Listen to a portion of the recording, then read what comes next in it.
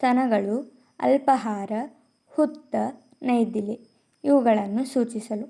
ಸರ್ಪಹಸ್ತದ ಉಪಯೋಗ: ಹಾವು,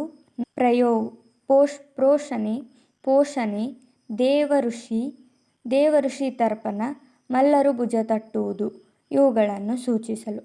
ಮೃಗಶಿರ್ಷ ಹಸ್ತದ ಉಪಯೋಗ: ಸ್ತ್ರೀ, ಮರ್ಯಾದೆ, ಭೀತಿ, ವಿವಾದ, ನೇಪಥ್ಯ, ವಾಸಿಸುವುದು, ರಂಗಮಟ್ಟುವುದು, ಎಲ್ಲರನ್ನೂ ಸೇರಿಸುವುದು, ಹೆಜ್ಜೆ, ಮೆಟ್ಟಿಲು, ಪ್ರಿಯರನ್ನು ಆಹ್ವಾನಿಸುವುದು, ಸಂಚಾರ ಇವುಗಳನ್ನು ಸೂಚಿಸಲು.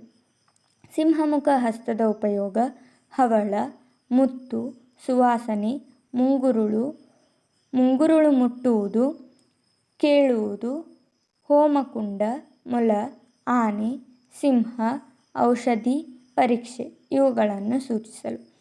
ಕಾಂಗುಲ ಹಸ್ತದ ಉಪಯೋಗ: ಗಜನಿಂಬೆ ಹಣ್ಣು, ಬಾಲಸ್ತನಗಳು, ಚಕೋರ ಪಕ್ಷಿ, ಅಡಿಕೆ ಮರ, ಕಿರುಗೆಜ್ಜೆ, ಚಾತಕ ಪಕ್ಷಿ ಇವುಗಳನ್ನು ಸೂಚಿಸಲು.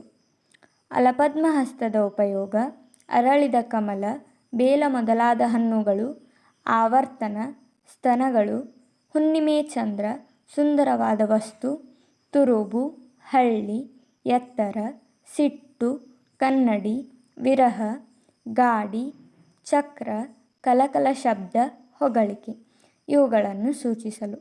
ಚತುರ ಹಸ್ತದ ಉಪಯೋಗ: ಕಸ್ತೂರಿ, ಸ್ವಲ್ಪ ಎಂಬರ್ಥ, ಚಿನ್ನ, ತಾಮ್ರ, ಒದ್ದೆ, ದುಃಖ, ಕಣ್ಣು, ಸರಸ, ಮಂದಗಮನ, ಆಸನ, ದ್ರವ್ಯ, ತುಪ್ಪ, ರಸಾಸ್ವರ, ತುಂಡು ಮಾಡುವುದು ಇವುಗಳನ್ನು ಸೂಚಿಸಲು.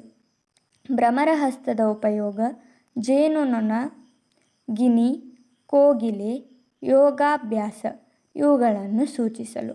ಹಂಸಹಾಸ್ಯ ಹಸ್ತದ ಉಪಯೋಗ: ಮಾಂಗಲ್ಯಧಾರಣೆ, ಉಪದೇಶ, ನಿಶ್ಚಯ, ರೋಮಾಂಚ, ಮುತ್ತಿನ ಹಾರ, ಕಾಡು ನೊಣ, ಚಿತ್ರಲೇಖನ, ಜಲಬಿಂದು, ದೀಪದ ಬತ್ತಿ ಮಾಡುವುದು, ಮಲ್ಲಿಗೆ, ಶೋಧನೆ, ನಾನೇ ಬ್ರಹ್ಮ ರೂಪಿಸಲು, ಇಲ್ಲ ಎನ್ನುವುದು.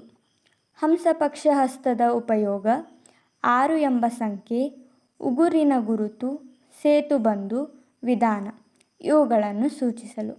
ಸಂದಂಶ ಹಸ್ತದ ಉಪಯೋಗ: ಔದಾರ್ಯ, ಹಣ್ಣು, ಹುಳ, ಮನಸ್ಸಿನ ಭಯ, ಅರ್ಚನೆ, ಪೂಜೆ ಮಾಡುವುದು, ಬಲಿ, 5 ಎಂಬ ಸಂಖ್ಯೆ ಇವುಗಳನ್ನು ಸೂಚಿಸಲು. ಮುಕುಳ ಹಸ್ತದ ಉಪಯೋಗ: ನೈದಿಲೆ, ಊಟ, ಮುದ್ರಾಧಾರಣೆ, ಹೊಕ್ಕಳು, ಬಾಳೆಹೂ, ಮನ್ಮಥ ಇವುಗಳನ್ನು ಸೂಚಿಸಲು. ತಾಮ್ರಚೂಡ ಹಸ್ತದ ಉಪಯೋಗ: ಕೋಳಿ, ಬಕ, ಕಾಗೆ, ಒಂಟೆ, ಕರು, ಲೇಖನ ಇವುಗಳನ್ನು ಸೂಚಿಸಲು. ತ್ರಿಶೂಲ